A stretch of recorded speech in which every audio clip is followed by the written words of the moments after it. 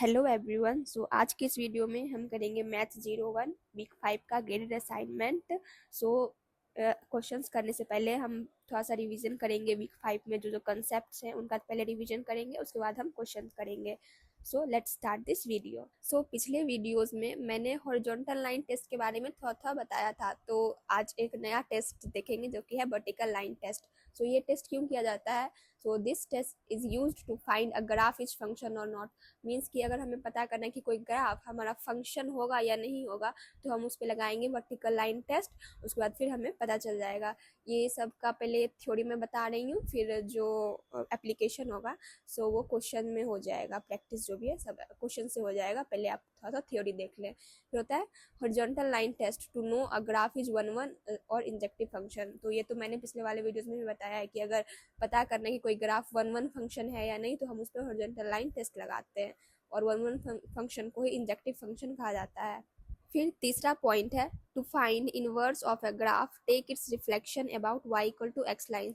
Means अगर हमें कोई ग्राफ है उसका इनवर्स पता करना है, तो हम क्या करेंगे, उसका जो ग्राफ है उसका रिफ्लेक्शन ले लेंगे y equal to x line में। और y equal to x line ये होता है, ये ओरिजिन के अबाउट सिमेट्रिक होता है। ये जो रेड रेड डॉट से बना है ना, ये y equal to x line है।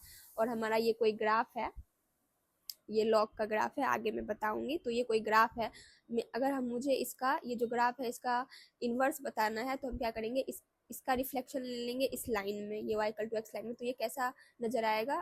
तो ये कुछ ऐसा नजर आएगा। मीन्स अगर इसका रिफ्लेक्शन लेंगे तो ये ऐसा। रिफ्लेक्शन कहें या मिरर इमेज कहें, मिरर इमेज सेम बात है। तो इसका रिफ्लेक्शन ये होता है। ये लॉग का ग्राफ है और ये जो x a to the power x का ग्राफ है, e to the power x, a to the power x का ग्राफ है, ठीक है। और ये जो एक्सपोनेंशियल फंक्शन है इसी का इन्वर्स होता है लॉग। आगे आप वीक 6 में देखिएगा। बस अगर आपको नहीं पता है कि लॉग का ग्राफ था, तो बस आप इतना देखिए, अगर कोई ये ग्राफ है तो उसका अगर हमें इन्वर्स पता करना है, तो हम उसका रिफ्लेक्शन ले लेंगे y equal to x line में। तो ये कुछ यहाँ पे ऐसा बन रहा है, ठीक है। अब देखते हैं आगे। आगे है if a function is injective we can find its inverse. Means हम कोई फंक्शन का इनवर्स तभी पता कर सकते हैं जब वो क्या हो, इंजेक्टिव हो यानी कि वन वन फंक्शन हो। मीन्स अगर हमें पता चल जाए कि अगर ये फंक्शन इंजेक्टिव है कि नहीं है, मीन्स वन वन फंक्शन है कि नहीं, हॉरिजॉन्टल लाइन टेस्ट लगा के, तो हम डायरेक्ट बता सकते हैं कि उसका इनवर्स आएगा कि नहीं आएगा, ठीक है। इसका यूज होगा आगे। फिर है ये इवन फंक्शन। तो इवन फंक्शन मैंने पिछले वीडियोस में भी बताया था, f of minus x equal to f x होता है। और ग्राफिकली देखे तो ये सिमेट्रिक अबाउट वाई एक्सिस होता है। और odd function f of minus x equal to minus of f x, और ये सिमेट्रिक अबाउट ओरिजिन होता है। कुछ एग्जाम्पल्स हैं, जैसे कि ये ग्राफ है, ये डब्ल्यू जैसा लग रहा है। ये अगर हम ये जो वाई एक्सिस है इसको हम एक मिरर की तरह माने, इस साइड और इस साइड दोनों क्या है, सेम टू सेम है, यही होता है सिमेट्रिक अबाउट वाई एक्सिस। और ये जो ग्राफ है ये ओरिजिन है, ओरिजिन के अबाउट इस साइड और इस साइड दोनों एक जैसा है, तो ये सिमेट्रिक अबाउट ओरिजिन है। और अगर हम ये जो ग्राफ है इसका मतलब ये वाई एक्सिस है ना, अगर इसको हम मिरर मान के इसका रिफ्लेक्शन इधर लेते, तो क्या ये ऐसा आता? मतलब किसी को कंफ्यूजन हो सकता है कि ये दोनों ही तो वाई एक्सिस के अबाउट सिमेट्रिक है, ऐसा नहीं है। मीन्स अगर आप थोड़ा सा हम बताते हैं यहाँ पे, अगर हम इस वाई एक्सिस को क्या मान ले, मिरर मान ले, ठीक है, तो इसका रिफ्लेक्शन ये ऐसे है ना, तो ये कुछ ऐसे आता, ठीक है, ऐसे आता। तब ये हमारा होता सिमेट्रिक अबाउट, ये येलो वाला देखना है, रेड को भूल जाना है। तो ये होता हमारा सिमेट्रिक अबाउट वाई एक्सिस। लेकिन ये जो है अभी जो है इसको मैं मिटाती हूँ, तो अगर हम देखें तो ये सिमेट्रिक अबाउट ओरिजिन है, वाई एक्सिस के अबाउट सिमेट्रिक नहीं है। मैंने बता दिया कैसे, ओके। अब देखते हैं आगे। कुछ इंपॉर्टेंट ग्राफ हैं, मतलब आपको कम से कम ये सारे ग्राफ्स को ध्यान में रखना है। सबसे पहले आता है क्वाड्रेटिक का। क्वाड्रेटिक यानी कि एक्स स्क्वायर का। ये मैंने रैंडम कोई ग्राफ बनाया है, मतलब ये कोई फिक्स नहीं है इसका ग्राफ का। मतलब ये क्वाड्रेटिक का ग्राफ ऐसा ही होता है, ये यू शेप का। कभी ये इस साइड से होता है, कभी इस साइड से, कभी इस साइड से, कभी अपवर्ड, कभी डाउनवर्ड। वो वेरी करता है, डिपेंड करता है फंक्शन पे, कैसा फंक्शन है, ठीक है। बट क्वाड्रेटिक का ग्राफ जो होता है ना, वो ऐसा यू शेप का ही होता है। और क्यूबिक यानी कि एक्स क्यूब का जो ग्राफ होता है वो ऐसे होता है। ये क्या है, सिमेट्रिक अबाउट ओरिजिन लग रहा है, और ये सिमेट्रिक अबाउट वाई एक्सिस लग रहा है। पता चल रहा है ना डिफरेंस। और ये जो क्या है, एक्सपोनेंशियल यानी ए टू द पावर एक्स का ग्राफ है, जब हमारा a ग्रेटर देन 0 हो और a does not equal to 1, तो ये कुछ इंक्रीजिंग जैसा ग्राफ बनता है। और जब हमारा a जो है वो 0 और 1 के बीच में होता है तो हमारा ये डिक्रीजिंग ग्राफ बनता है। और ये है लॉगरिथमिक फंक्शन का ग्राफ, ln x का ग्राफ है, ये ऐसे जाता है। ठीक है, इस ये जो है लॉग के बारे में आप वीक 6 में आई गेस बढ़िया से अच्छा से पढ़िएगा, हो सकता है आपने वीक 5 में थोड़ा थोड़ा पढ़ा हो। ठीक है, तो अब हम आगे देखें तो, और ये जो है ना लॉगरिथमिक फंक्शन, इसमें x ग्रेटर देन 0 होता है। आगे है प्रॉपर्टीज ऑफ मॉड, यानी कि मॉड, और मॉड क्या होता है, जैसे कि मॉड है तो अगर हम मॉड ऑफ -2 करेंगे ना तो ये 2 आता है। ठीक है, एग्जांपल मैंने ऐसे दे दिया। उसका कुछ प्रॉपर्टीज है, जैसे कि mod of x equal to a क्या है, ये जो है एनी कांस्टेंट यानी कि 1 2 3 4 ऐसा कुछ है। तो mod of x equal to a है तो x ओपन होगा प्लस माइनस ए, यानी कि एक बार x जो है प्लस ए का वैल्यू लेगा और एक बार x जो है माइनस ए का वैल्यू लेगा। फिर अगर mod of x less than equal to a है तो इस केस में जो हमारा x होगा ना वो माइनस ए से ए के बीच में होगा, x belongs to minus a से ए। अगर हमारा mod x greater than equal to a है तो हमारा जो x है वो less than equal to minus a होगा and x greater than equal to a होगा, जिसे हम कह सकते हैं x belong to minus infinity से माइनस ए यूनियन ए से इन्फिनिटी। जहां जहां इसका यूज होगा मैं आगे बताऊंगी, अभी आपको ये सब प्रॉपर्टीज को ध्यान में रखना है। फिर आता है कॉम्पोजिट फंक्शन के बारे में, जो कि है एफ ओ जी एक्स। तो f o g x equal to क्या होता है, एफ ऑफ जी एक्स, यानी एफ फिर जी एक्स। ओके, इसमें एक जो पॉइंट ध्यान में रखने का है वो है to find domain of f of g. मैं आगे जो क्वेश्चन आएगा उसमें बताऊंगी कैसे हम एफ ऑफ जी एक्स निकालते हैं, तो आपको टेंशन नहीं लेना है, आगे बताएंगे।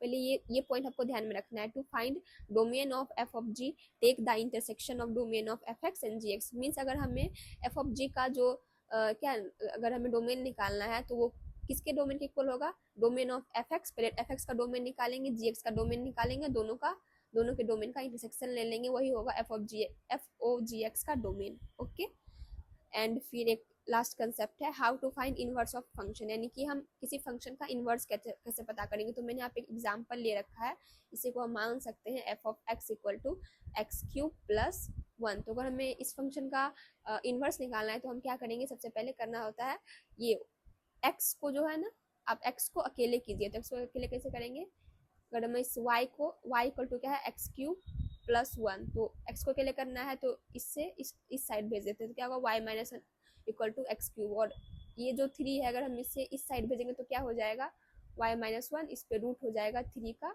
Equal to x. That means ये जो है y minus 1 to the power है 1/3, ये 3 था उस साइड गया तो ये 1/3 इक्वल टू एक्स हो गया।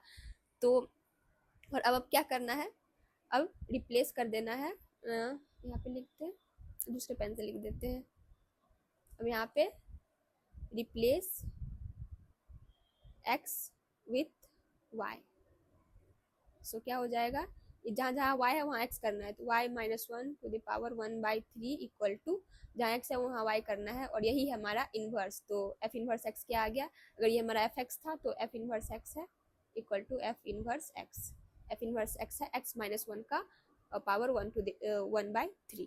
ओके, तो ऐसे इनवर्स निकाला जाता है। आपको इसका ऐसा क्वेश्चन है जो बहुत सारा है आगे, वीक 5 में ऐसा क्वेश्चन बहुत सारा आपको मिलेगा। ओके, तो आपको ये कंसेप्ट भी अच्छे से ध्यान में रखना है। सो अब हम मूव करते हैं फाइनली क्वेश्चंस की तरफ। सो हमारा सबसे पहला क्वेश्चन है, एक ग्राफ दे रखा है, एक graph is shown in the below figure. ये जो सर्कल है मतलब ओपन सर्कल, ये सिंबल है signifies that the straight line does not touch the point, and ये जो है कलर्ड सर्कल, ये symbol signify that the line touches the point, choose the correct option. तो इसका मतलब ये है कि पहले ये हमारे पास कोई ग्राफ है, ठीक है, तो यहाँ पे आप देख रहे होंगे कि यहाँ पे ये ओपन डॉट है और कहीं पे ये क्लोज डॉट है। तो इसका मतलब क्या है कि ये क्या है -1, अगर ये नहीं दिख रहा है तो मैं इसे बना देती हूँ, यहाँ 0 है, ये -1 है, ये -2 है, इधर 1 है, इधर 2 है, इधर 3 है, वैसे यहाँ पे 1 है, ये 2 है, ये -1 है और ये -2 है। तो जब हम इस फंक्शन पे f ऑफ -1 जब लगाएंगे तो किसके इक्वल होगा, क्योंकि यहाँ पे ये क्या, ये ओपन डॉट है और इसके अंदर नीचे जाएंगे तो ये क्या है, क्लोज डॉट आया। तो जब हम फंक्शन का वैल्यू -1 पे निकालेंगे तो उसका वैल्यू क्या आ जाएगा, -2।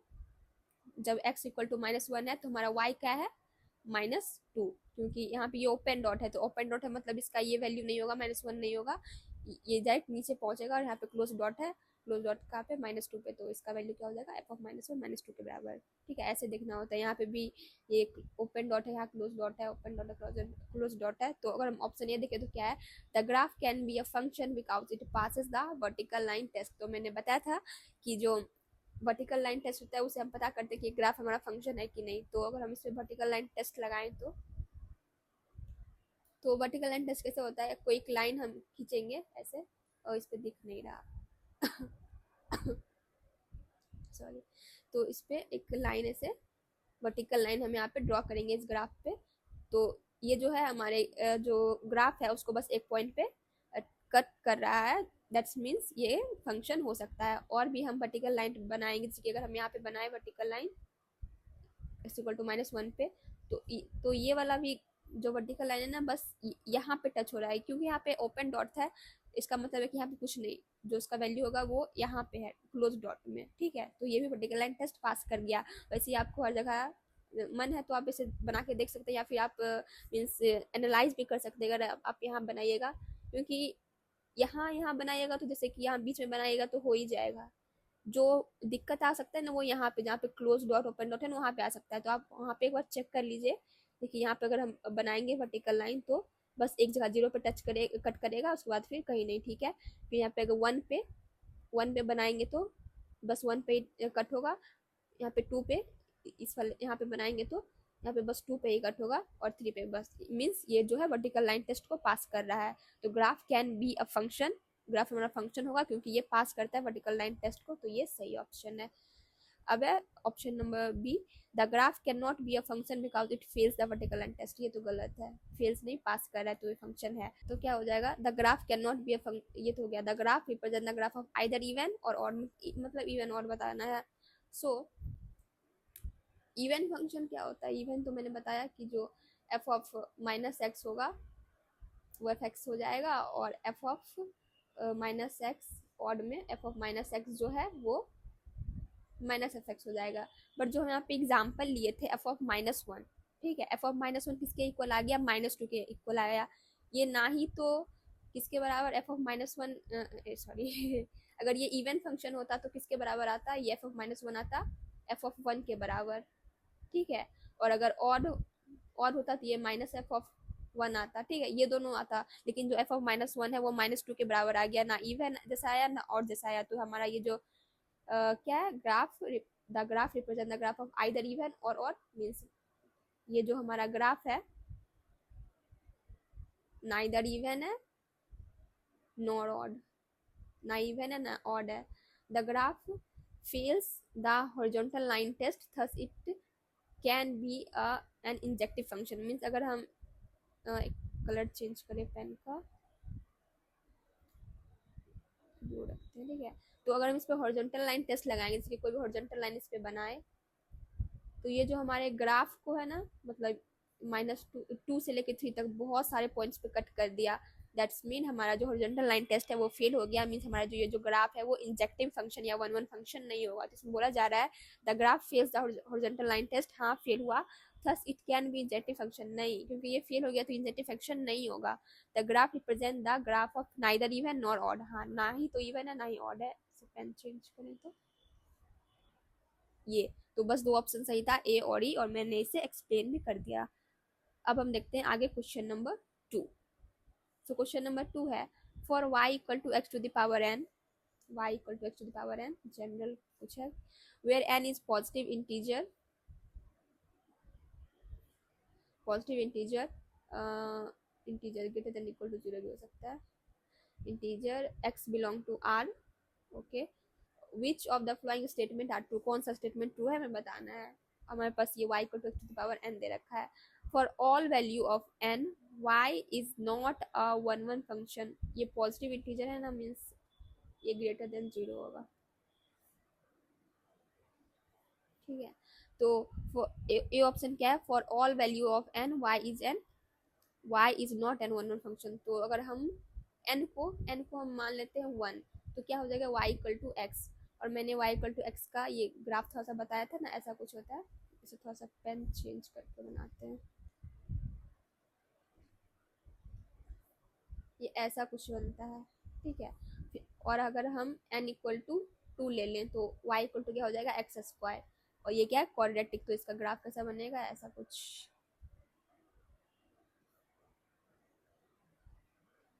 ठीक है। तो अगर हम यहाँ पे वन वन फंक्शन का बात हो रहा है, तो अगर हम इस पे क्या बनाएंगे, वन वन फंक्शन को चेक करने का क्या रूल होता है, हॉरिजॉन्टल लाइन टेस्ट। तो इस पर अगर हम हॉरिजॉन्टल लाइन टेस्ट बनाएंगे करेंगे, मीन्स कोई भी एक हॉरिजॉन्टल लाइन बनाएंगे, तो हमारे जो ग्राफ को है ना, हमारा हॉरिजॉन्टल लाइन बस एक ही पॉइंट पे कट करेगा। आप कितना भी हॉरिजॉन्टल लाइन बना के देख सकते हैं। अगर n इक्वल टू 1 है तो हमारा जो ये जो ग्राफ आया है वो वन वन फंक्शन आया है। जो हमने n इक्वल टू 2 लिया था तो ये हो गया y equal to x square. अगर हम कोई हॉरिजॉन्टल लाइन यहाँ पे बनाएंगे तो हमारे ग्राफ को 2 पॉइंट पे कट कर देगा, तो ये फेल कर गया, फेल, हॉरिजॉन्टल लाइन टेस्ट को फेल कर गया। दैट मीन्स ये वन वन फंक्शन नहीं है, नॉट वन वन। ओके, अगर हम ऑप्शन देखिए, for all value of n y is not N one two one function. यहाँ पे बोला गया है कि n के सारे वैल्यू के लिए हमारा y जो है वन वन फंक्शन नहीं होगा, बट n इक्वल टू 1 पे हमारा जो ये फंक्शन है ये वन वन फंक्शन आ गया। दैट्स मीन ये ऑप्शन क्या है, wrong. For all values of n y is an injective function. जब हमारा n इक्वल टू 2 था तो हमारा ये जो इंजेक्टिव का मतलब होता है वन वन फंक्शन ही, मीन्स n के सारे वैल्यू के लिए हमारा y जो है वो इंजेक्टिव फंक्शन होगा। ये भी गलत है क्योंकि जब n इक्वल टू 2 था तो हमारा फंक्शन जो है वन वन फंक्शन नहीं आया, y is not a function. So अगर हम n इक्वल टू 1 के लिए देखें तो फंक्शन बताना है तो वर्टिकल लाइन टेस्ट लगाएंगे। तो इस पर अगर हम वर्टिकल लाइन टेस्ट लगाएंगे तो इस पर पेन चेंज करें, ये वाला रखते हैं। ठीक है, तो इस पर अगर वर्टिकल लाइन टेस्ट लगाएंगे, आप ऐसे भी लगा के देख सकते हैं, तो ये जो हमारे ग्राफ को ना बस एक पॉइंट पे जो है वो कट करेगा। दैट्स मीन ये n इक्वल टू 1 के लिए तो ये फंक्शन है, फंक्शन है। ठीक है, n इक्वल टू 2 के लिए अगर हम इस पे लगाएंगे वर्टिकल लाइन टेस्ट, कहीं भी आप वर्टिकल लाइन ड्रॉ कर लीजिए, यहाँ पे बस एक ही पॉइंट पे हमारे ग्राफ को कट करेगा, तो ये भी फंक्शन तो है। जब हमारा n इक्वल टू 3 होगा तो हमारा y equal to x cube आएगा, और मैंने एक्स क्यूब का भी बताया, मतलब ग्राफ दिखाया था ऐसा ऐसा।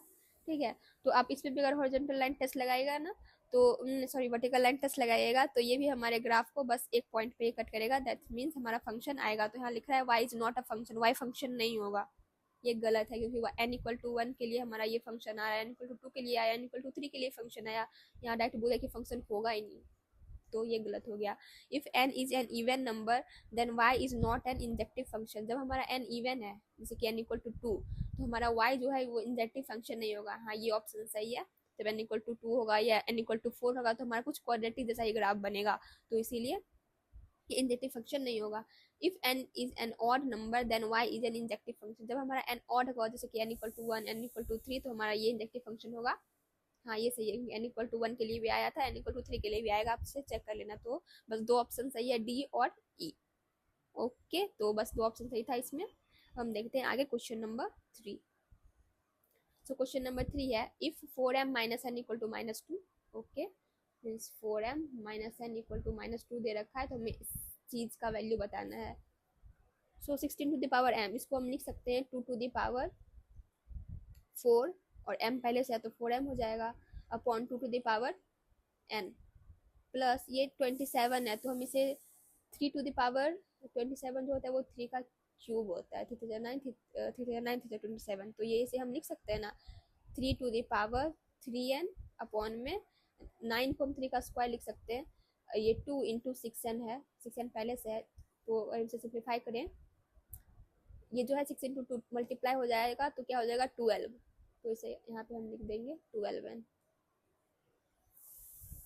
तो हो गया 12n। और अब एक प्रॉपर्टी होता है ये एक्सपोनेंशियल फंक्शन का, जैसे कि a to the power n है upon a to the power m है, तो हम इसे लिख सकते हैं a to the power n minus m।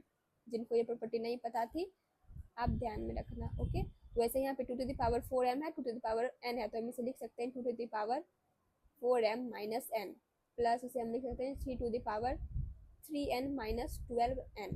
अब हमें दे रखा था 4m माइनस n का वैल्यू क्या है, -2, तो यहाँ पे सब्सटीट्यूट कर देंगे 2 टू द पावर -2 प्लस 3। अगर हम यहाँ पे 3 कॉमन ले लें तो क्या हो जाएगा n माइनस 4m।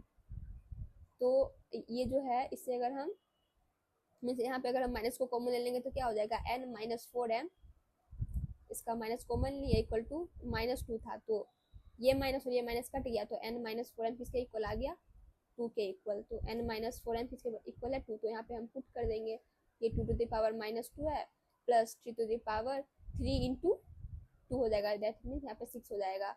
और ये जो होता है मीन्स ये प्रॉपर्टी भी है, a to the power minus 1 किसके बराबर होता है, 1/a के इक्वल होता है।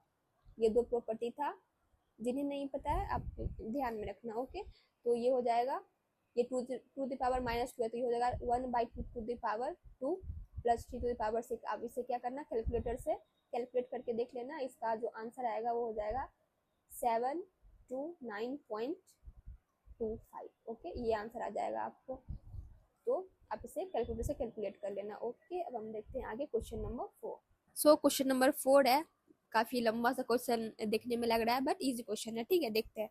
Half life of an element is the time required for half of a given sample of radio active element to change to another element. Means यहाँ तक कुछ कहानी दिया था।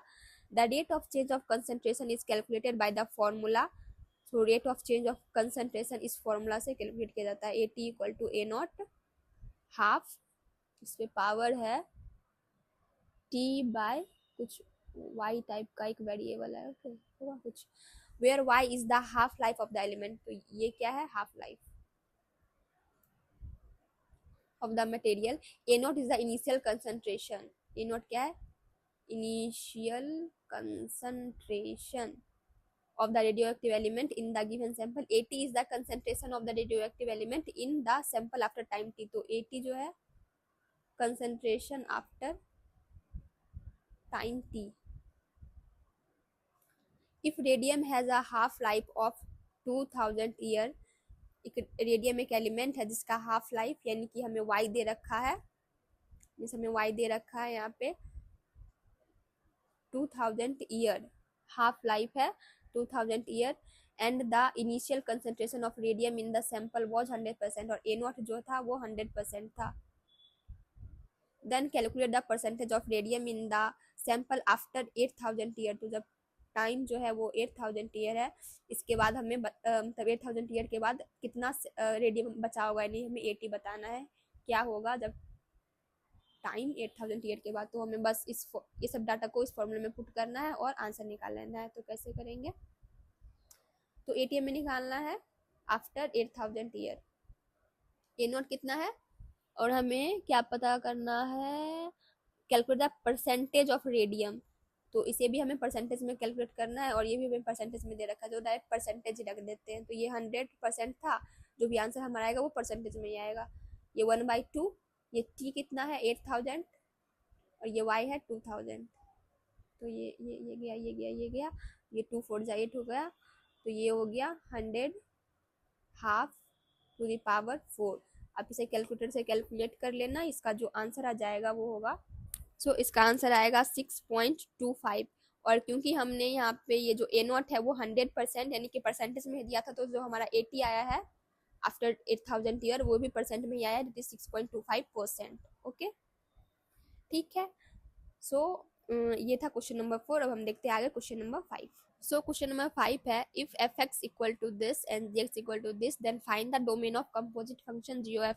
और मैंने एक चीज रिवीजन करवाई थी कि जो डोमेन होता है ना कंपोजिट फंक्शन का, वो होता है इंटरसेक्शन ऑफ सॉरी, यहाँ पे मैंने बताया था, यहाँ पे बताया था ना, to find domain of f of g take the intersection of domain of f x and g x separately. यानी कि इसका मीन्स अगर हमें जी ओ एफ का डोमेन निकालना है तो हम पहले निकालेंगे जी एक्स का डोमेन, फिर हम निकालेंगे एफ एक्स का डोमेन, और इन दोनों का क्या कर लेंगे, D1 इंटरसेक्शन D2 करेंगे।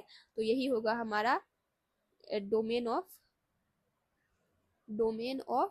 जी ओ एफ। ओके, तो हम सबसे पहले निकालते हैं D1 that is domain of g x का डोमेन निकालेंगे तो क्या हो जाएगा, ये क्या है 1 माइनस एक्स स्क्वायर।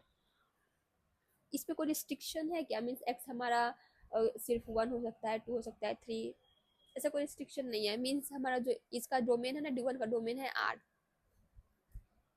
क्यों है, क्योंकि हम x पे जो है ना कोई भी वैल्यू ले सकते हैं। डोमेन क्या होता है, वैल्यूज ऑफ x जो हम उस फंक्शन में रख सकते हैं। तो यहाँ पर हम x की जगह पे कुछ भी रख सकते हैं, 1 2 3 √2 √3 √7 कुछ भी रख सकते हैं। तो इसका डोमेन हो गया R, और D2 जो है वो है √1 1 माइनस एक्स, 1/2 का मतलब होता है ये रूट ही, ठीक है। तो और जो हमें एक चीज पता है कि जो रूट के अंदर होता है ना बस पॉजिटिव वैल्यू होता है। रूट -3 आपने नहीं देखा होगा, देखा होगा मीन्स अगर जिन्होंने मैथ ले रखी थी तो उन्होंने देखा, अगर जिन्होंने मैथ ले रखा था 12th में, 11th 12th में, तो उन्होंने पता होगा ये कितना है कॉम्प्लेक्स नंबर में चला जाता है। सिंपली जो होता है हमारा रूट के अंदर निगेटिव नंबर नहीं होता है, तो 1 माइनस एक्स जो है वो greater than equal to zero, zero हो सकता है और पॉजिटिव नंबर हो सकता है। तो क्या हो जाएगा यहाँ पे ये अगर हम x को उधर भेजेंगे तो क्या हो जाएगा 1 is greater than equal to x, that mean x is less than equal to 1। तो हमारा जो x का वैल्यू है वो 1 से छोटा होगा। और यहाँ पे क्या है D1 का डोमेन, अभी दोनों के डोमेन का हम क्या लेंगे इंटरसेक्शन, तो इंटरसेक्शन लेंगे तो क्या है D1 का डोमेन ये नंबर लाइन है, यहाँ पे 1 है, D2 के अकॉर्डिंग तो इसका डोमेन x का डोमेन मतलब D2 का डोमेन 1 से छोटा, 1 या 1 से छोटा, और इसका डोमेन R है, R यानी कि पूरा पूरा DL पूरा नंबर लाइन है। ओके, अगर दोनों का इंटरसेक्शन लेंगे तो ये वाला पार्ट कॉमन आ रहा है, दैट मीन्स जो GOF का जो डोमेन है वो है -∞ से 1, 1 इंक्लूडेड हुआ क्योंकि यहाँ पे लेस देन इक्वल टू 1 है, इसलिए -∞ से 1। और इसे हम एक और चीज कह सकते हैं, दैट इज यहाँ पे ऑप्शन बता देंगे क्या है, ठीक है। सबसे पहले ऑप्शन है आर, आर तो नहीं होगा। बी है -∞ से 1 इंटरसेक्शन -2 से इन्फिनिटी यूनियन, मीन्स काफी बड़ा जैसा कुछ देखा रखा है, इसे हम एक बार अच्छे से देखते हैं सेपरेट पेज में ऑप्शन। सो ये मैंने ऑप्शन को कॉपी पेस्ट कर लिया, तो ये तो नहीं होगा, ठीक है। यहाँ पे क्योंकि GOF का जो डोमेन होता है वो था, हमने यहाँ पे निकाला था GOF का डोमेन -∞ से 1, -∞ से 1, तो ये ऑप्शन तो नहीं होगा। अब बी हम देखें, अगर हम बी को देखें तो क्या है, बी बोल रहा है सबसे पहले 1, -2 है और 1 है, -2, ठीक है। -∞ से 1, -∞ से 1, ओके 1 इंक्लूडेड है। इंटरसेक्शन -2 से इन्फिनिटी, -2 से इन्फिनिटी, ये दोनों का पहले इंटरसेक्शन लेना है, तो दोनों का इंटरसेक्शन का रीजन क्या है, ये वाला इंटरसेक्शन है। तो हमें यहाँ से आ गया -2 से 1, ठीक है। अब इसका यूनियन लेना है हमें -∞ से -2, तो एक बार इसका यूनियन ले लेते हैं पेन चेंज करके। क्या है -2, ये है 1, तो -2 से 1, -∞ से -2, -∞ से -2, तो इसका -2 पे ओपन ब्रैकेट, ओके। तो क्या है यूनियन लेना है, यूनियन मतलब होता है कि ये पार्ट भी लेंगे और ये पार्ट भी लेंगे, दोनों ही पार्ट लेंगे, यानी कि ये एरो जहाँ पे है वो पार्ट भी आएगा और ये वाला जो लाइन है ये वाला भी पार्ट आएगा। यूनियन का मतलब होता है दोनों का ही एरिया लेंगे, और इंटरसेक्शन मतलब होता है कि दोनों में कॉमन एरिया लेंगे। तो इसका जो क्या है बी का जो ऑप्शन मतलब कहना चाह रहा है वो है -∞ से लेके, ये 2 को भी एक जगह इंक्लूड नहीं किया। ओपन डॉट मतलब होता है कि इसे इंक्लूड नहीं किया गया है, और क्लोज डॉट का मतलब इसे इंक्लूड कर लिया, तो यहाँ पे ये -2 को भी इंक्लूड कर लिया गया है से लेके यहाँ पे 1 तक, तो 1 भी इंक्लूडेड है। तो बी को सॉल्व करने पे आया हमें इसका जो एरिया मतलब रीजन था वो है -∞ से 1, ये सेम है GOF से, तो ये ऑप्शन सही है, घुमा फिरा के दे रखा था। सी है 1 से इन्फिनिटी, 1 से इन्फिनिटी तो नहीं है, गलत है, -∞ से 1 है, गलत दे रखा है। आर, इसका मतलब होता है अगर R/1 इन्फिनिटी लिखा है या फिर R-1/∞ लिखा है, इसका मतलब होता है कि ये जो R मतलब होता है रेशनल नंबर, ठीक है। रेशनल नंबर में से हमें ये 1/∞ का रीजन हटा देना है, ओके। और R-1/1 इन्फिनिटी का मतलब होता है कि ये जो R है पूरे रियल नंबर में से, सॉरी यहाँ पे रियल नंबर था, उसमें से हमें 1/∞ का रीजन हटा देना है। तो अगर हम इसका ग्राफ बनाए, ये हमारा पूरा रियल नंबर का जो भी है लाइन है, ठीक है।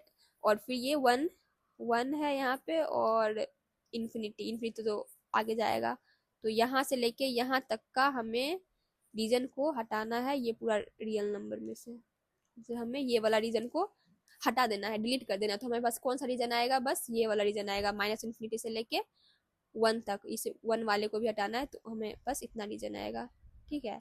तो ये जो डी ऑप्शन है ये भी सही है, तो दो ऑप्शन सही था, बी और डी। अब देखते हैं आगे क्वेश्चन नंबर 6। सो क्वेश्चन नंबर 6 है find the domain of inverse function of this, means इसका इनवर्स निकालना है फिर उसका डोमेन निकालना है। तो अगर हम इसका इनवर्स निकाले तो, और यही जो क्वेश्चन है उसका मैंने एग्जाम्पल में यहाँ पे बताया था, यहाँ पे बताया था, कहाँ पे, यहाँ पे, हाँ, तो ये जो है ना, यही यही क्वेश्चन था, ठीक है। तो इसका हमें एफ इनवर्स एक्स क्या आया था, x minus one to the power 1/3, x minus one to the power 1/3। Okay, तो इसे हम यहाँ पे लिख लेते हैं। तो जो हमें एफ इनवर्स एक्स आया था वो आया था x minus one to the power 1/3। इसे थोड़े अच्छे से लिख लेते हैं। तो हमें इसी का डोमेन बताना है। तो इसमें पावर क्या है, 1/3, और 1/3 पे कोई रिस्ट्रिक्शन नहीं होता है। हम यहाँ पे कुछ भी वैल्यू ले सकते हैं एक्स का, एक्स जो है हम निगेटिव वैल्यू भी ले सकते हैं, पॉजिटिव वैल्यू भी ले सकते हैं, ऐसा कोई रिस्ट्रिक्शन नहीं होता है ये क्यूबिक रूट में, ठीक है। तो जो इसका डोमेन हो जाएगा वो आर हो जाएगा, r/1 नहीं, सब ले सकते हैं, 1 वगैरह सब हो जाएगा, ये भी नहीं होगा, और r-1 में ये भी नहीं होगा, बस इसका डोमेन जो होगा वो r हो जाएगा। ओके, क्योंकि यहाँ पे ये क्या था, 1/3 क्यूबिक रूट है। जो स्क्वायर होता है जैसे 1/2 1/4, इसमें रेस्ट्रिक्शन लगता है कि जो इसके अंदर वाला चीज़ होगा वो पॉजिटिव होगा, ठीक है।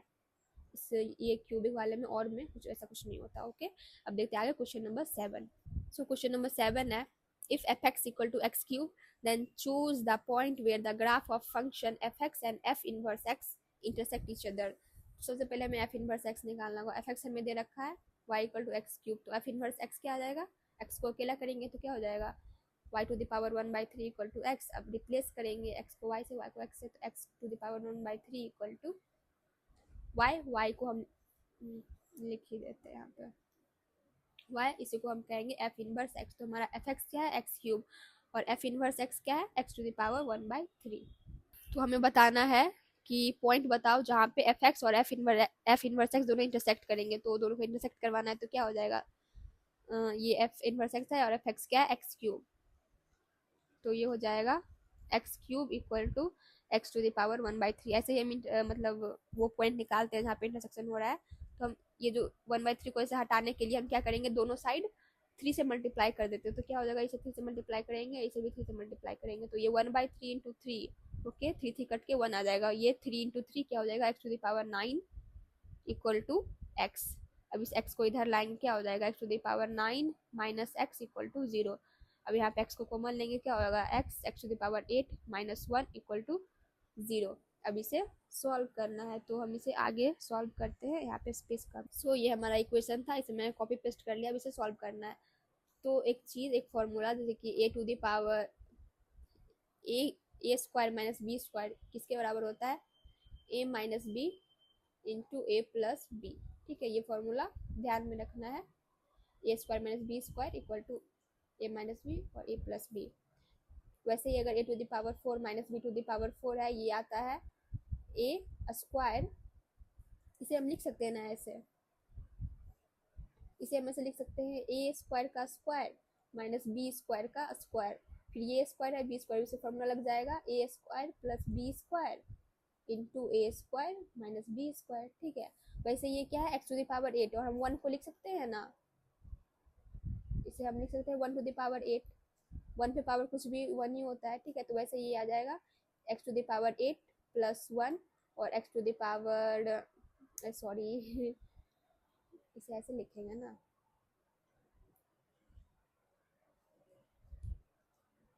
ये था x to the power 8 1 to the power 8, तो हम इसे लिख सकते हैं x square to the power 4 minus 1 का square to the power 4 equal to 0। तो ये आएगा x to the power 4 plus 1, क्योंकि 1 पे पावर कुछ भी हो 1 ही आना है, तो होगा x to the power 4 minus 1 equal to 0। फिर वैसे ही ये वाला इस तरीके से कटेगा, तो क्या हो जाएगा, मतलब वैसे सिंप्लीफाई होगा, x to the power 4 plus 1, ये हो जाएगा एक्स स्क्वायर प्लस 1, ये हो जाएगा x square minus 1 equal to 0। फिर वैसे ये वाला भी सिंप्लीफाई होगा, ये आ जाएगा एक्स स्क्वायर प्लस 1, हो जाएगा एक्स प्लस 1, हो जाएगा एक्स माइनस 1 इक्वल टू 0। तो हमारे एक्स का क्या क्या वैल्यू आया है, एक्स इक्वल टू 0, और ये हो जाएगा x to the power 4 equal to minus 1। क्या ये कभी हो सकता है, means x square equal to -1 ऐसा कभी होता है? ऐसा कभी नहीं होता ना, ठीक है। और यहाँ पे x to the power 4 equal to -1, तो ये भी नहीं होगा, ठीक है। और ये से भी, ये भी, इसका भी -1 के बराबर नहीं आएगा, ये हो जाएगा एक्स इक्वल टू -1 और यहाँ पे एक्स इक्वल टू 1, ठीक है। एक्स का 3 वैल्यू आया है, 0, -1 और 1। तो अब हमें पॉइंट निकालना था, ठीक है। यहाँ पे हमें पॉइंट निकालना था, तो एक्स का वैल्यू तो आ गया, अब वाई का वैल्यू निकालेंगे। वाई का वैल्यू कैसे निकालेंगे? वाई इक्वल टू एक्स, मतलब तो हमारे पास एफ एक्स और एफ इनवर्स एक्स था, तो वाई निकालने के लिए तो हम एफ एक्स का यूज़ कर लें या एफ इनवर्स एक्स का यूज़ कर ले, तो हम एफ एक्स का यूज़ कर लेते हैं। तो y equal to x cube था ना, y equal to x cube था। तो एक्स अगर 0 है तो हमारा वाई क्या आ जाएगा? 0 का क्यूब 0। जब हमारा एक्स -1 है तो -1 का क्यूब क्या आ जाएगा? -1। जब हमारा एक्स 1 है तो वाई 1 का क्यूब हो जाएगा, तो वाई इक्वल टू 1। तो हमारा पॉइंट आ जाएगा 0, 0। पॉइंट कहाँ लिखें, ठीक है, ऐसे ही देख लेते हैं। एक पॉइंट होगा 0, 0, एक पॉइंट होगा -1, -1, एक पॉइंट होगा 1, 1, ठीक है। तो ऑप्शन में क्या है?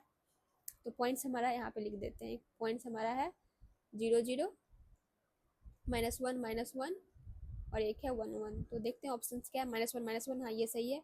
1, -1 ऐसा नहीं है। 0, 0, हाँ ये सही है, ऐसा नहीं आया था, ये सही है और ये गलत है। बस 3 ऑप्शन, ये और ये, ठीक है। तो 7 का 3 ऑप्शन सही था।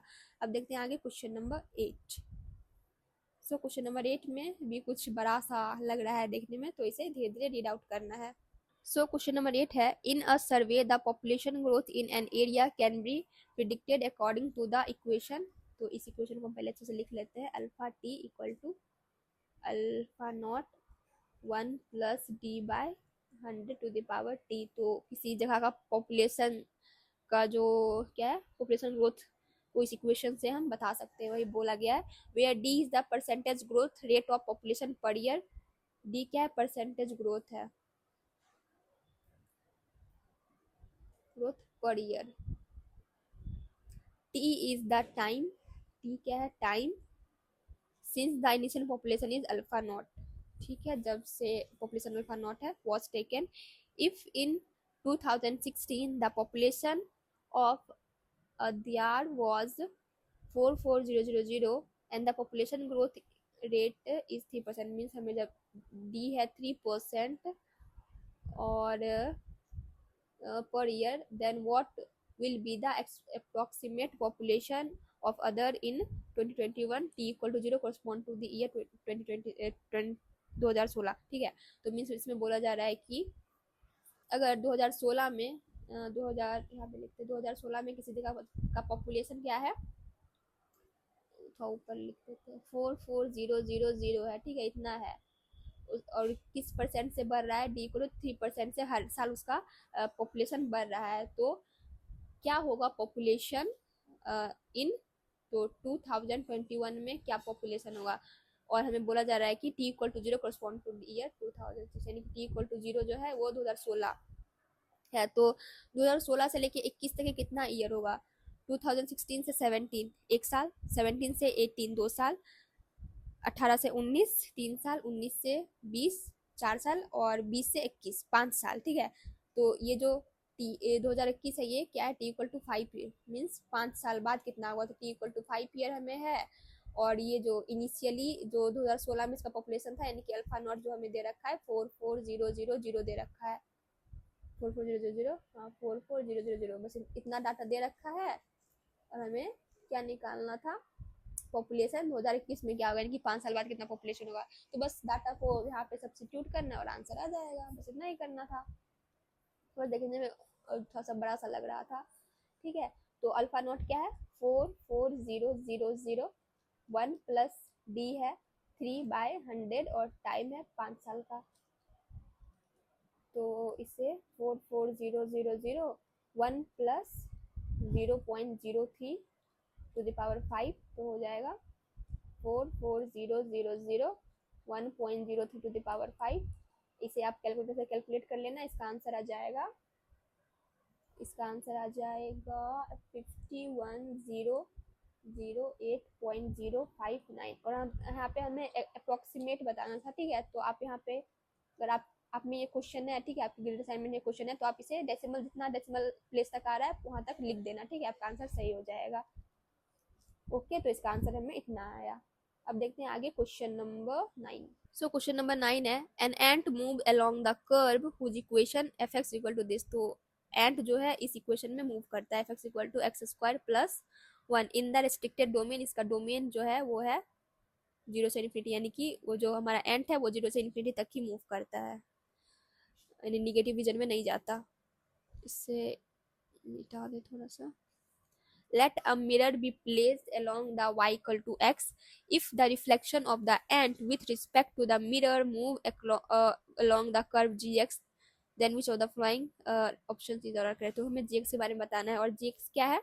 रिफ्लेक्शन है एंट का with respect to the mirror, और मिरर क्या है? y equal to x line. और मैंने एक चीज बताया था कि जो हमारा जो रिफ्लेक्शन होता है ना, मीन्स कोई ग्राफ है, ठीक है, कोई ग्राफ है, अगर हम उसका मिरर इमेज लेते हैं या रिफ्लेक्शन लेते हैं y equal to x line में, तो वो क्या होता है? उस फंक्शन का इनवर्स देता है हमें, ठीक है। ये मैंने यहाँ पे बताया था, मैं यहाँ पे दिखा देती हूँ। हाँ, ये मैंने बताया था ना, to find inverse of a graph take its reflection about y equal to x line. Means अगर हमें किसी ग्राफ का इनवर्स पता करना है तो हम उसका रिफ्लेक्शन लेते हैं y equal to x line में, ठीक है। तो जो हमें वो बताया गया था ना, वो इनवर्स निकालने का ही था, इनवर्स निकालने बोला गया था दूसरे लैंग्वेज में। सो ये भी क्या है? if the reflection of ant with respect to the mirror move along the gx curve। तो हमें बस इसका fx का क्या निकालना है? इनवर्स निकालना है। और इनवर्स निकालने के लिए मैंने मेथड तो बता ही क्या दिया है। ये fx क्या है? y equal to x square plus 1, x को अकेला करना है, क्या होगा? y minus 1 equal to x square. अभी ये जो 2 है वो इस पर आएगा तो क्या चेंज हो जाएगा, तो root y minus 1 equal to आ गया x। तो अब हमें क्या करना है? x को y से रिप्लेस करना है, तो हमारा ये हो जाएगा x minus 1 root equal to वही f इनवर्स x या y। तो हमें ये एफ एक्स का जो इनवर्स है वो आ गया। और हमें क्या पता करना था? क्या पता करना था? तो ये समय से क्या सही होगा? ये तो ये जो f इनवर्स x है इसे gx बोला जा रहा है, यहाँ पे y नहीं है, gx है, ठीक है। तो gx किसके इक्वल आया है? gx equal to f inverse x। तो gx जो है वो f इनवर्स x होगा। हाँ, ये ऑप्शन सही है। gx इक्वल टू fx ये गलत है। gx इक्वल टू ये 2x माइनस 1, ये क्या है? मतलब इसी को हम लिख सकते हैं ना ऐसे, ये 2x माइनस 1 दोनों सेम ही चीज़ है, ठीक है।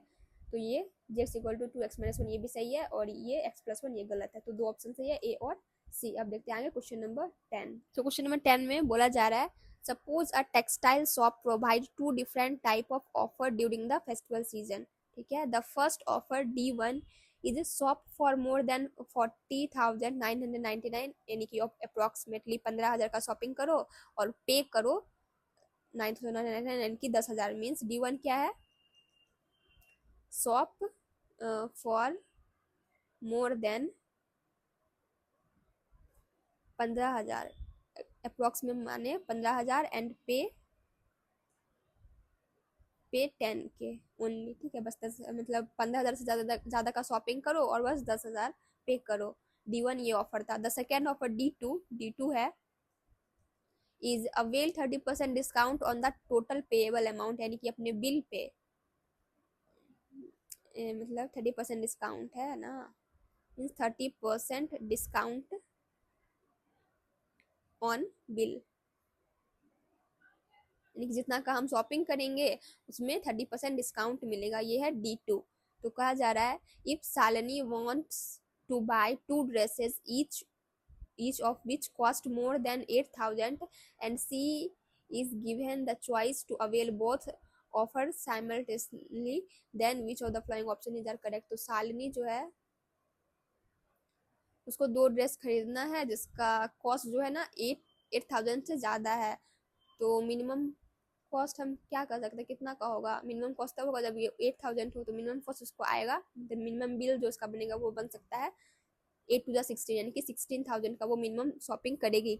यहाँ पे बोला गया है कि buy 2 dresses each of which cost more than 8,000, यानी कि 8,000 से ज़्यादा ही होगा। तो अगर हम मिनिमम निकालें तो वो 16,000 का शॉपिंग करेगी।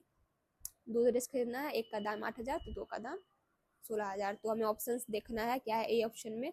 तो हम सबसे पहला ऑप्शन पढ़ते हैं। ऑप्शन ए है the minimum amount she should pay after applying to offer can not be determined because the exact value of the dresses she wanted to buy are unknown, ठीक है। तो इसमें कुछ ऑप्शंस है, ये थोड़ा क्लैरिटी नहीं मिल रहा तो हम इससे बी ऑप्शन पढ़ते हैं। क्या है?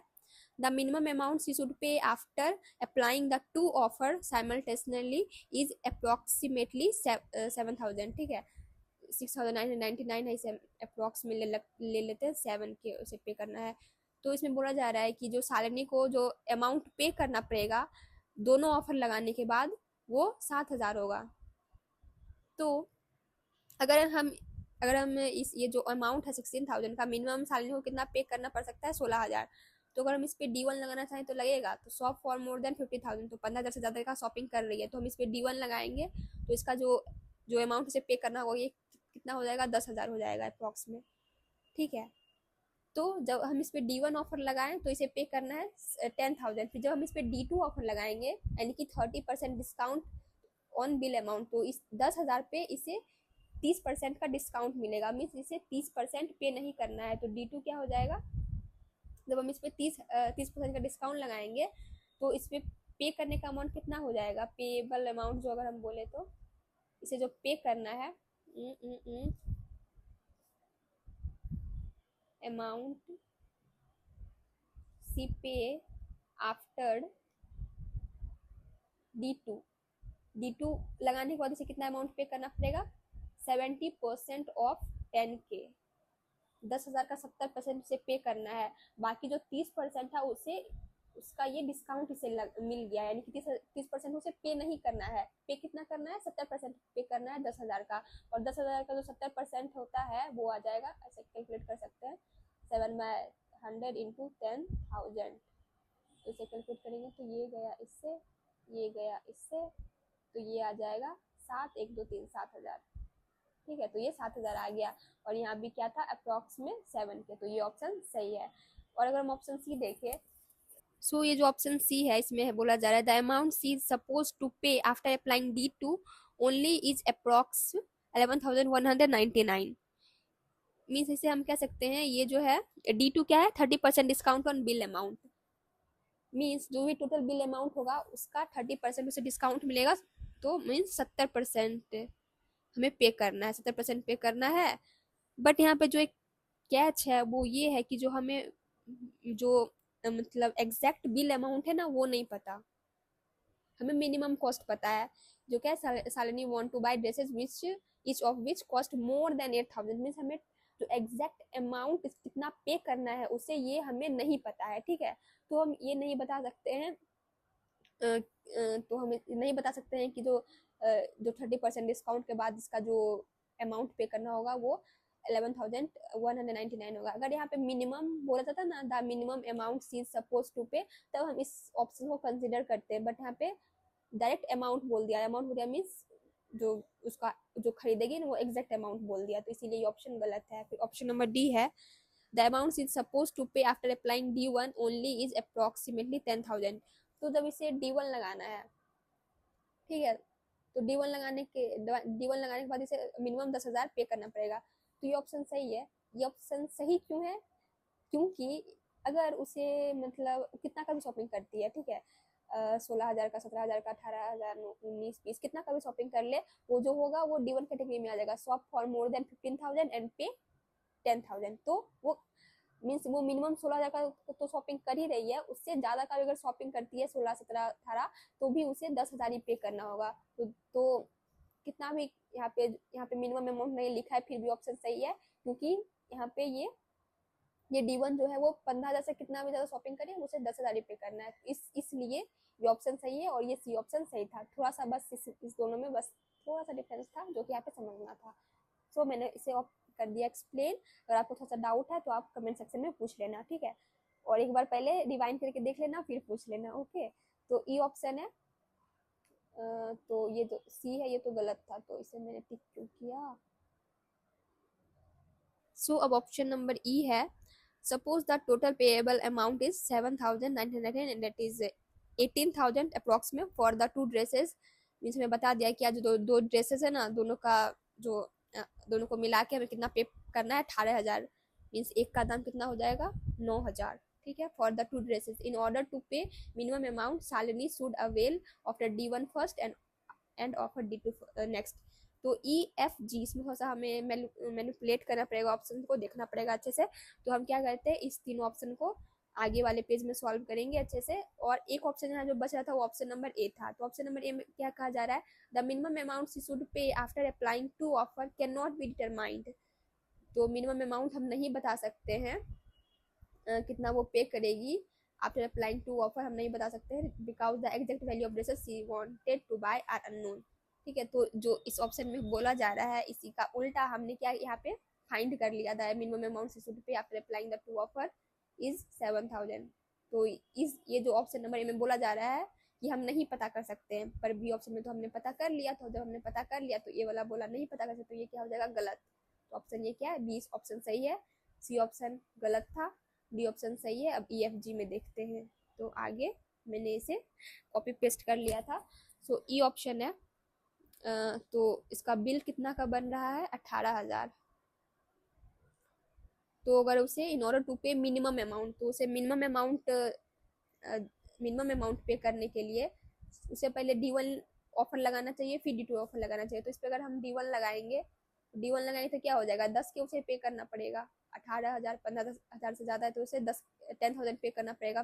फिर उसी पर जब हम D2 लगाएंगे, D1 के बाद D2 लगाएंगे तो क्या हो जाएगा, उसे पे करना पड़ेगा 70% ऑफ 10K। तो ये हो जाएगा 7,000। तो 7,000 से पे करना पड़ेगा, ये ऑप्शन ई।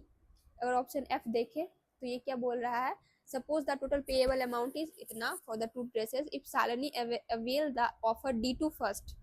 तो एफ में बोला जा रहा है कि पहले D2 लगाएंगे, ठीक है। तो अगर पहले D2 लगाएंगे तो then she can not avail offer D1, तो D1 नहीं लगा पाएंगे। तो अगर हम D2 पहले लगा लेते हैं तो हम D1 ऑफर नहीं लगा पाएंगे। तो ऐसा होगा क्या, तो D2 क्या है, 18,000 का 70% इसे पे करना पड़ेगा। 18,000 का 1 मिनट, 18,000 का 70% उसे पे करना है। तो कितना हो जाएगा, 2। तो उसे पे करना पड़ेगा 12,600 कुछ, ठीक है। तो जब उस पे D2 मतलब 18,000 पे D2 लगाएंगे तो कितना उसे पे करना पड़ेगा, 12,600। फिर अगर हम इस पे D1 लगा सकते हैं क्या, और D1 लगाने के लिए जो अमाउंट है वो 15,000 से ज़्यादा होना चाहिए, 15,000 से कम हो गया तो D2 हम इस पे नहीं लगा पाएंगे। तो इसमें suppose if Shalini avail D2 first then she can not avail D2, ये ऑप्शन सही है। फिर जी में है, जी ऑप्शन बोला जा रहा है, suppose the total payable amount is इतना for the two dresses in order to pay minimum amount pay करने के लिए Shalini should avail D2 first. ठीक है, तो अगर D2 पहले लगाती है तो उसे 12,600 पे करना पड़ेगा, और फिर उस पर D1 नहीं लगा सकती है। मीन्स कि अगर शालिनी पहले D2 लगाती है तो उसे 12,600 पे करना पड़ेगा। लेकिन अगर शालिनी पहले क्या करती है, अपने ऑफर में पहले D1 लगाती है तो 10,000 पे करना पड़ेगा, फिर उस पर D2 लगाएगी तो 7,000 पे करना पड़ेगा, इतना ऐसे पे करना पड़ेगा। तो कम किस में आया, 7,000 कम है कि 12,600, तो उसे यहाँ पे एक जीरो ज़्यादा हो गया। तो उसे किस में कम अमाउंट पे करना पड़ रहा है, इस ई वाले में, ठीक है। तो इसका ई ऑप्शन सही है, जी ऑप्शन गलत है।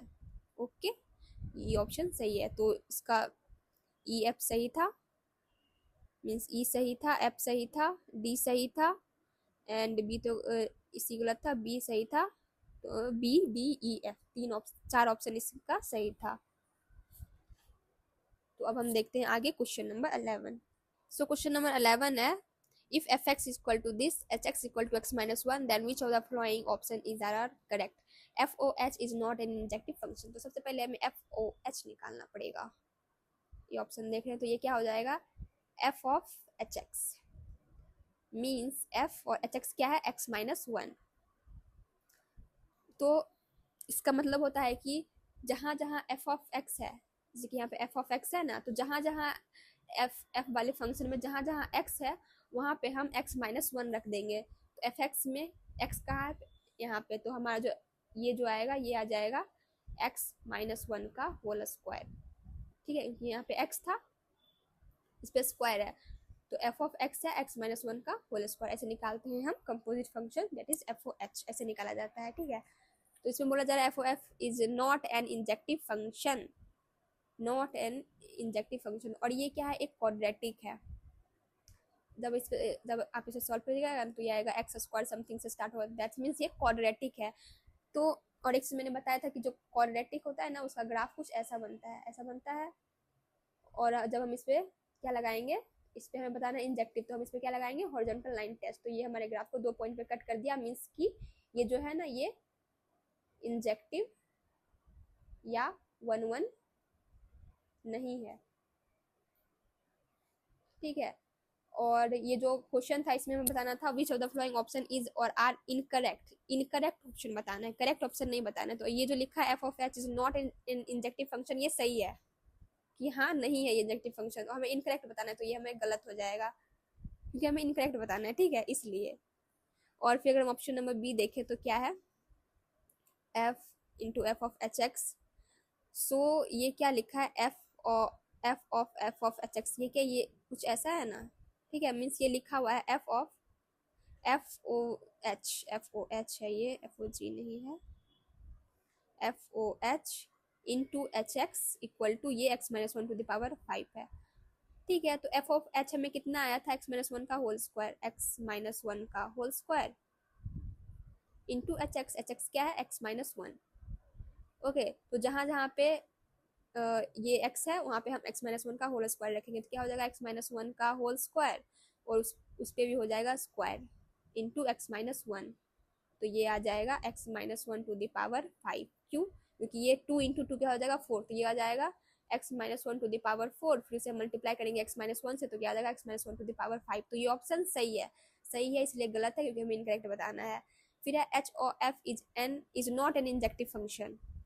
अब ये एच ओ एफ बन गया, पहले एफ ओ एच था तो उल्टा है, तो अब इसे फिर से निकालना पड़ेगा, ठीक है, तो देखते हैं। तो एच ओ एफ क्या हो जाएगा, H of f x means F x क्या है, x square, means H of h x में जहां जहां एक्स है वहां हमें क्या बैठाना पड़ेगा, एक्स स्क्वायर। तो एक्स कहाँ है, यहाँ पे, तो ये हो जाएगा एक्स स्क्वायर माइनस वन, ये है एच ओ एफ, ये एक्स स्क्वायर माइनस वन हो जाएगा, ठीक है। तो ये भी कुछ क्वाड्रेटिक जैसा है, तो ये क्या है, h o f is not an injective function, तो क्वाड्रेटिक है तो इंजेक्टिव नहीं होगा, तो ये सही लिखा गया, तो ये गलत ऑप्शन है क्योंकि हमें इनकरेक्ट बताना है। इनकरेक्ट बताना इसलिए जो सही है वो गलत है, जो गलत होगा वो सही, ठीक है, ऐसे चलता है ना। और ऑप्शन नंबर डी है there are two distinct solution of h of, means इसका मतलब है कि एच ऑफ एफ एक्स क्या है, ये h o f equal to जो, आई थिंक ये विजुअल नहीं है तो इसे चेंज कर लेते हैं। तो एच ओ एफ कितना आया है हमें, x square minus one equal to zero, ये हमें कैलकुलेट करना है, तो हम इसे आगे कैलकुलेट कर सकते हैं, यहाँ पे बहुत ज़्यादा वो हो गया है, ठीक है, तो इसे आगे देखते हैं। मैंने ये 4 ऑप्शन को कॉपी पेस्ट कर लिया, बाकी जो 3 ऑप्शन था ऊपर वाला वो हमने देख लिया था, तीनों ही गलत था, ठीक है। तो अब डी ऑप्शन चेक कर रहे थे हम लोग, तो there are two distinct solution of this, तो ये जो है ना ये कुछ ऐसा है, एच ऑफ एफ एक्स जो है वो एच ओ एफ है, इक्वल टू जीरो निकालना है, और हमने एच ओ एफ निकाल लिया था एक्स स्क्वायर माइनस वन, इसका मतलब है एच एक्स मैंने यहाँ पे नहीं लिखा, सॉरी सॉरी, इसे भी कॉपी कर लेते हैं। ये मैंने एच एक्स को भी यहाँ पे लिख दिया, तो इसका मतलब होता है कि जहाँ जहाँ एच ऑफ एक्स है, जहाँ जहाँ एच वाले फंक्शन में एक्स है वहाँ पे हम एक्स स्क्वायर माइनस वन रखेंगे, तो क्या हो जाएगा, एक्स का है यहाँ पे, तो ये हो जाएगा एक्स स्क्वायर माइनस वन, ये एक्स के जगह पे हम रखे एक्स स्क्वायर माइनस वन, ये माइनस वन पहले से था, तो ये कितना आ जाएगा एक्स स्क्वायर माइनस टू, ऐसा आ गया हमारा। ये क्या है, एफ ओ एच क्या निकाल रहे थे हम, ये निकाल रहे थे ना डी में, और इसको इक्वेट करना है जीरो से, तो क्या आंसर आ जाएगा, x square equal to two, तो एक्स इक्वल टू क्या हो जाएगा, x square plus minus root two हो जाएगा, ठीक है। तो इसमें बोला जा रहा था there are two distinct solution of this, तो हाँ सही है, इसका 2 डिस्टिंक्ट सॉल्यूशन आ रहा है, एक है रूट टू और एक है माइनस रूट टू, जहाँ पे भी आप x square equal to a देखे तो ये हो जाता है x equal to plus minus root a, ठीक है, ऐसा होता है। आप इस चीज़ को भी ध्यान रखें जिन्हें नहीं पता था। तो ये ऑप्शन भी क्या है, मतलब ये जो बोला जा रहा है ये भी सही बोला जा रहा है, तो ये हो जाएगा गलत क्योंकि हमें इनकरेक्ट बताना है। फिर है f o h is an injective function, और एफ ओ एच में क्या आया था, एक क्वाड्रेटिक आया था, क्वाड्रेटिक कभी भी इंजेक्टिव नहीं होता है, और यहाँ पे बोला जा रहा है कि इंजेक्टिव है, तो ये ऑप्शन गलत है, तो ये सही हो जाएगा क्योंकि हमें इनकरेक्ट ही बताना था।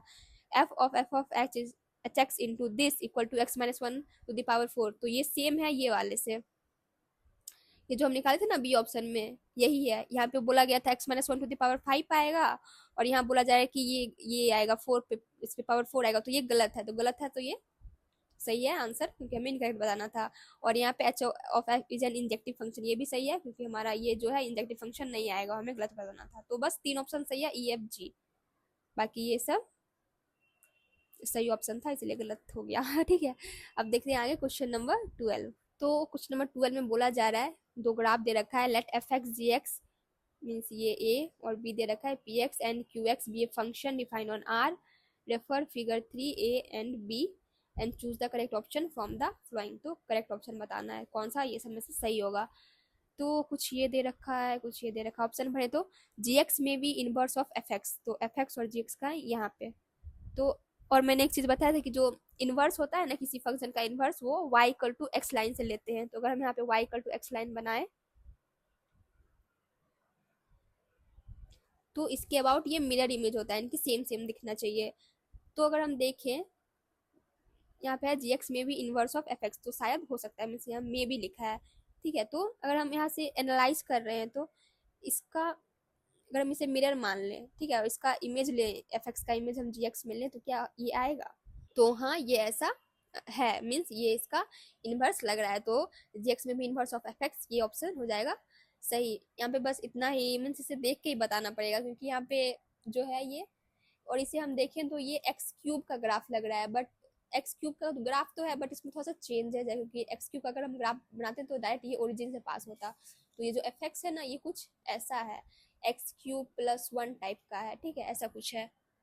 और जी का भी कुछ वैसा ही क्यूबिक में ही होगा, बट कुछ अलग टाइप का होगा। अगर हम इसे देखें इस y इक्वल टू एक्स को लाइन मतलब मिरर मान के, तो ऐसा लग रहा है कि हाँ इसका इनवर्स होगा, तो ये जी एक्स में इनवर्स ऑफ एफ एक्स, तो ये सही ऑप्शन हो गया।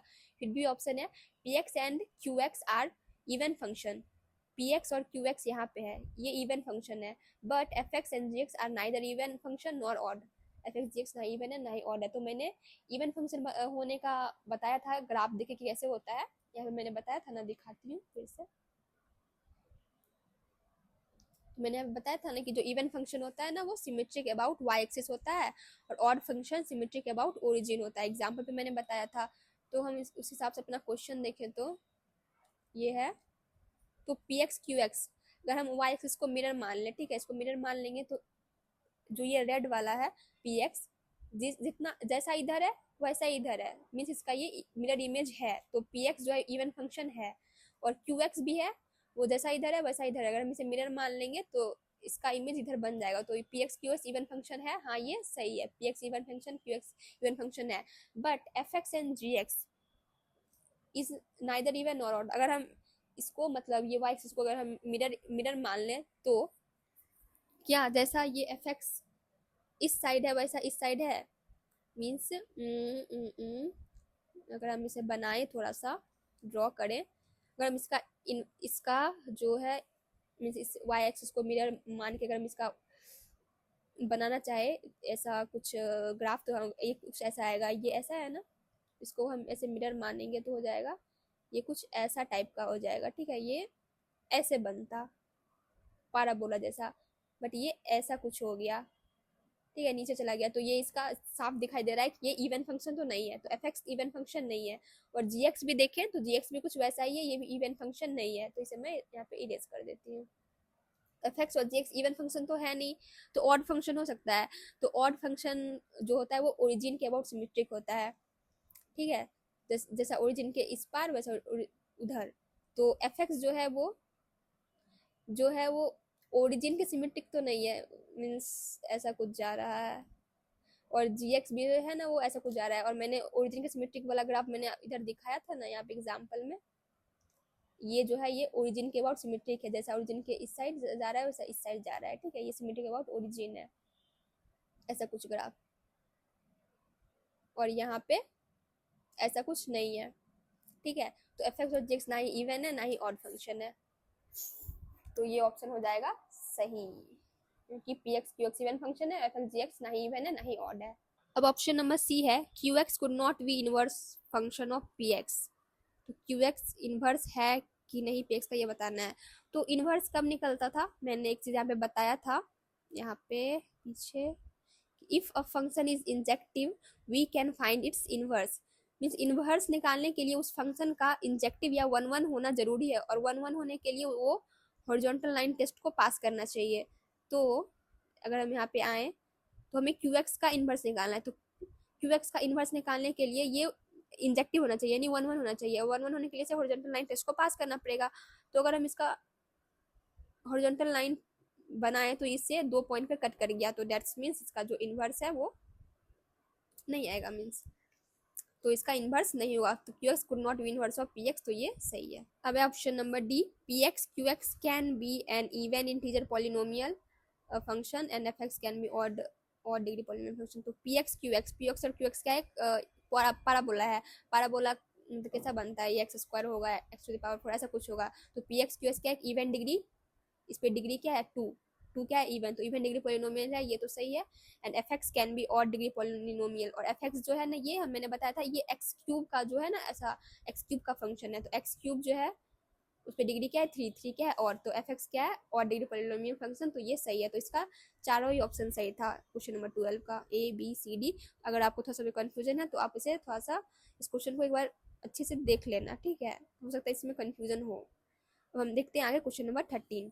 सो क्वेश्चन नंबर 13 में बोला जा रहा है let f be a function whose domain is this. तो एफ एक फंक्शन है जिसका डोमेन क्या है -5 से 7, एंड जी एक्स फंक्शन है mod of 2x + 5, and a comma b denotes the largest interval which can be domain of the composite function f of g, then find the value of this। तो f o जी का हमें domain बताना है जो कि है A B, तो हमें ए प्लस बी निकालना है। तो एफ ऑफ जी क्या है, एफ ऑफ जी एक्स। और मैंने डोमेन के बारे में बताया था कि जो मतलब एफ ऑफ जी का जो डोमेन होता है ना, वो दोनों का इंटरसेक्शन होता है। Domain of f intersection domain of g, दोनों का इंटरसेक्शन लेंगे, ठीक है। तो हमें एफ का तो डोमेन पता है कि -5 से 7 के बीच में है, ये क्लोज ब्रैकेट है। तो जी एक्स का अगर हम देखें तो क्या है, तो सबसे पहले जी एक्स जो है ना वो मॉड के अंदर बंद है, तो मॉड के अंदर बंद होता है तो ये कुछ पॉजिटिव वैल्यू होगा, ठीक है। तो इसके अंदर कुछ पॉजिटिव वैल्यू होगा। मीन्स की जो डोमेन है ना एफ का, मीन्स हमें यहाँ पे दे रखा है क्या कि डोमेन ऑफ एफ क्या है -5 से 7 के बीच में है, यहाँ से लेके यहाँ तक। तो जी एक्स का डोमेन लार्जेस्ट पॉसिबल डोमेन क्या आ सकता है जी एक्स का, जी एक्स लार्जेस्ट डोमेन क्या होगा। तो जी एक्स जो है सबसे पहले हमें पता है कि ये ग्रेटर देन इक्वल टू 0 होगा, क्योंकि ये मॉड है, और मॉड के अंदर जो भी चीज होता है मॉड एक्स जो होता है ना वो ग्रेटर देन इक्वल टू 0 होता है, ठीक है।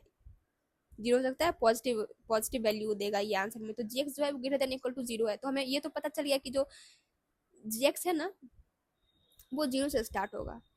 अब कहाँ तक जा सकता है, दोनों मतलब, और कहाँ तक जा सकता है कि जो हमारा एफ ऑफ जी है ना वो लार्जेस्ट पॉसिबल डोमेन आए।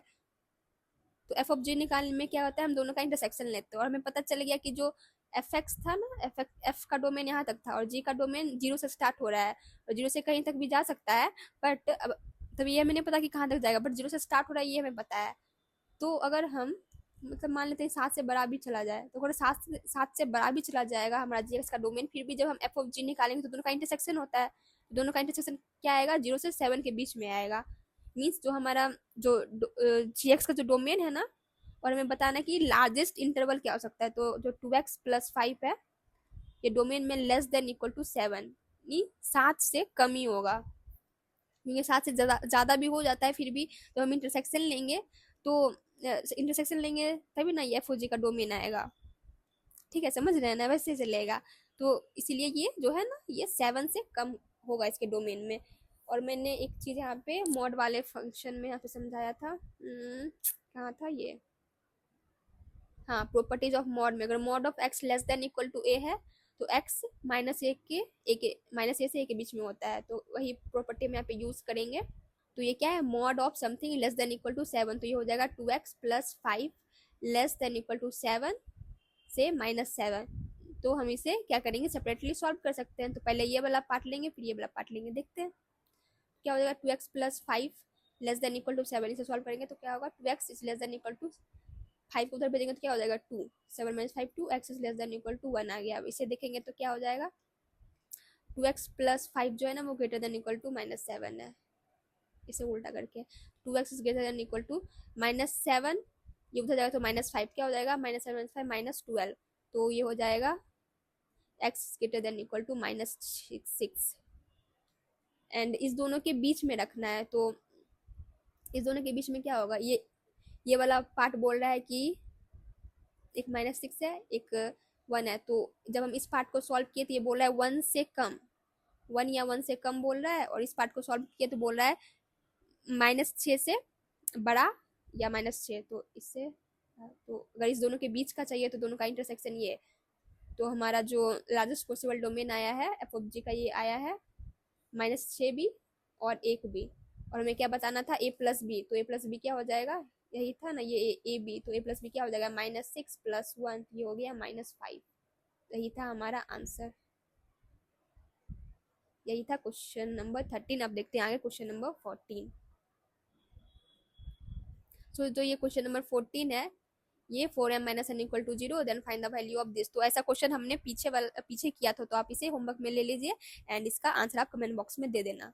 आगे क्वेश्चन नंबर 15 है।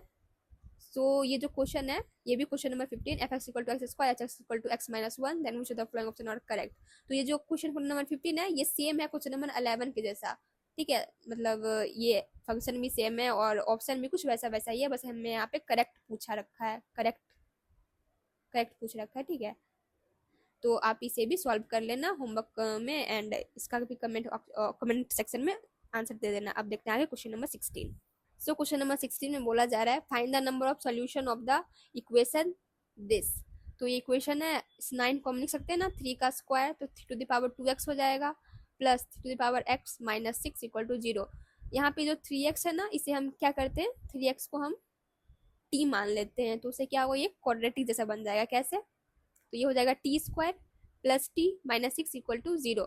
तो अब इस पे आप डायरेक्ट सीधा 4 फार्मूला से इसका रूट्स निकाल सकते हैं, या फिर उसे सॉल्व करेंगे तो हो जाएगा t² + 6 को हम तो सकते हैं 3t, तो 3t - 2t - 6 = 0। तो इसे t कॉमन लेंगे तो t + 3 आ गया, यहाँ से -2 कॉमन ले लेंगे तो t + 3 = 0 आ गया, यहाँ पे आ गया t + 3, ये आ गया t - 2 = 0, तो t = आ गया -3, 2, और t हमारा क्या था 3⁻x, तो 3⁻x ये आया है -3 के इक्वल, और 3⁻x आया है 2 के इक्वल।